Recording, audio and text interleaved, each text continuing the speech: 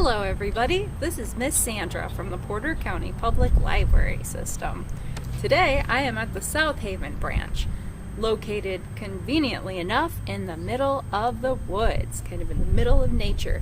So this craft is a nature weaving craft. It is super easy.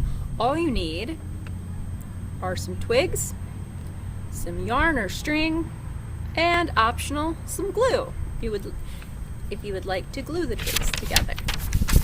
So, step one, you will use the string to tie the twigs together. You can do any shape or size for your frame. Here is a small rectangle, and see how everything's tied together? Here is a large rectangle. We even have a small triangle. So step two, that is when we are going to tie the yarn on what will be the upper left hand corner of the frame. And you'll just wrap the yarn around the twigs just like so.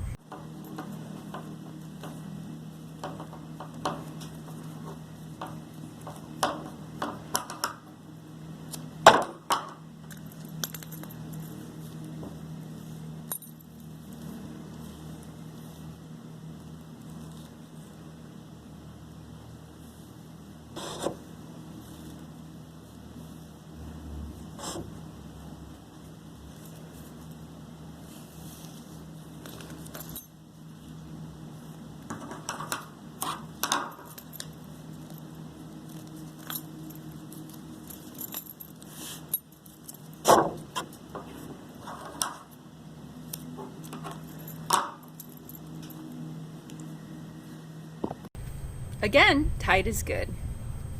Other fun things you can do would be add beads if you'd like, or you can even paint the twigs. Now for the fun part. So you'll just go on a nature walk. You can do it in your neighborhood.